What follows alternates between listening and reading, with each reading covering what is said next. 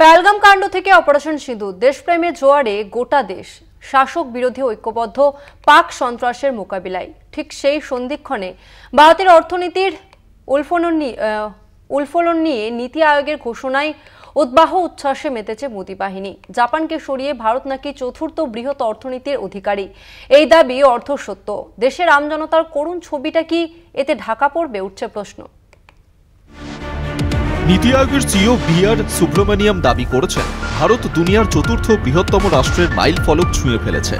আন্তর্জাতিক অর্থ ভাণ্ডার বা IMF এর নথি তুলে ধরে তিনি বলেন, জাপানকে জিডিপির অঙ্কে ছাপিয়ে গিয়েছে ভারত। আমেরিকা, চীন, জার্মানির পরই স্থান ভারতের, এমনই দাবি নীতি আয়োগের সিইও। IMF এর পরিসংখ্যান অনুসারে তা হবে চলতি বছরের শেষে, অর্থাৎ আরও 7 মাস বাকি। অথচ সুব্রমণিয়ামের দাবি ইতিমধ্যেই নাকি ভারত চতুর্থ বৃহৎ আর্থিক শক্তিতে উন্নীত হয়েছে। IMF এর অনুমান বছর শেষে জাপানকে টপকাবে ভারত।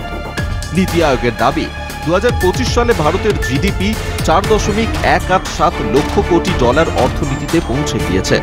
দেশের জিডিপি কিন্তু আম নাগরিকের আর্থিক ছবি তুলে ধরতে অক্ষম।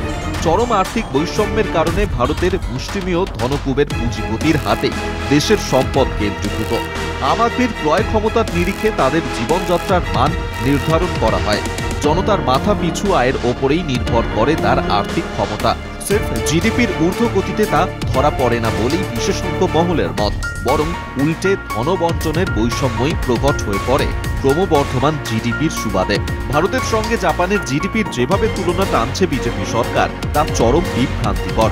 IMF এর দেওয়া পরিসংখ্যান অনুসারে ভারতে মাথাপিছু বাৎসরিক আয় 2025 সালের শেষে হবে $2,500, জাপানে মাথাপিছু বাৎসরিক আয় 2025 সালের শেষে হবে $34,000।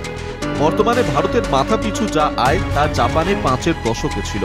এই তথ্যেই স্পষ্ট, জীবনযাত্রা ও আর্থিক কর্মকাণ্ড দুটি ক্ষেত্রেই জাপানের সঙ্গে তুলনা টানা শুধু বাতুলতা নয়, সত্যের অপলাপও বটে। ফলে নরেন্দ্র মোদী সরকারের 4 লক্ষ কোটি ডলার অর্থনীতির যে দাবি, তাতে দেশের ঘরোয়া রাজনীতিতে ঢেউ তুললেও আম আদমির জীবন কিন্তু নিস্তরঙ্গই থেকে যাবে বলেই সংশ্লিষ্ট মহলের ধারণা। কলকাতা টিভি।